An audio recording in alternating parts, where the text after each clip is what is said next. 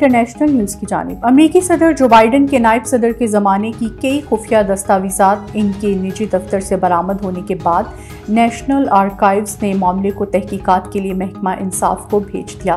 गैर मुल्की खबरसा इदारे ने ज़राए के हवाले से दावा किया कि अमेरिकी सदर जो बाइडन के दफ्तर से मुतअद्दिद खुफिया दस्तावेज़ात मिली हैं, ताहम ये वाज़ेह नहीं है कि इन दस्तावेज़ात का ताल्लुक किससे है या इन्हें बाइडन के निजी दफ्तर में क्यों ले जाया गया। अमेरिकी कानून के मुताबिक विफाकी ऑफिस होल्डर्स को सरकारी मुलाजमत खत्म होने पर सरकारी दस्तावेज साथ ले जाने की इजाज़त नहीं। सदर बाइडन के खुसूसी मुशीर रिचर्ड सोगर ने कहा कि इस मामले पर व्हाइट हाउस नेशनल आर्काइव्स और महकमा इंसाफ के साथ मुकम्मल ताउन कर रहा है।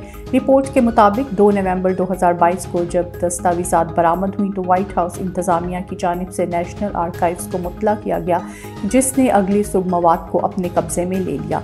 अगस्त 2022 में अमरीकी तफ्तीशी इदारे FBI ने फ्लोरिडा में साबिक अमरीकी सदर डोनाल्ड ट्रंप की जायदाद की तलाशी के दौरान भी खुफिया फाइलों को कब्जे में लिया था। कतर ने भारत के डिफेंस अताशी को मुल्क बदर कर दिया। कतर को ये कदम इसलिए उठाना पड़ा कि भारतीय बहरिया के 8 अफसरान कतर में जासूसी करते हुए पकड़े गए थे।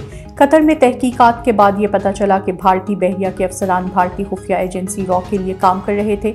रॉ ने अपनी कार्रवाइयों को छुपाने के लिए कतर में दोहरा ग्लोबल टेक्नोलॉजी के नाम से एक कंपनी खोल रखी थी, जिसकी आड़ में ये घिनौना काम जारी था। पकड़े जाने वाले भारतीय बहरिया के अफसर रॉ के लिए काम कर रहे थे। वाक़े के बाद भारत के कतर के साथ ताल्लुकात बुरी तरह से मुतासिर हो गए। भारत में अक़लियतों पर मुज़ालिम का सिलसिला जारी। मोदी राज में अक़लियतों से नफरत शिद्दत इख्तियार कर गई।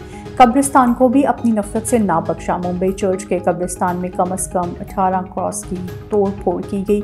सेंट माइकल चर्च के मुलाजमीन के मुताबिक कम अज़ कम 18 सलीबें टूटी हुई थी। ताहम एक चर्च से मुंसलिक कब्रिस्तान में क्रॉस की तोड़ फोड़ भी की गई। दरअसल ये हिंदू तवा के पैरोकारों की एक चाल है। चाल छुपाने के लिए पुलिस और मोदी मीडिया नामालूम शख्स की झूठी खबरें चला रहे हैं। आलमी मसीही बरादरी को भी चाहिए कि इस बात पर सख्त से सख्त मज़म्मत करे। भारत के असली चेहरे को बेनकाब इसकी अपनी नफरत कर रही है।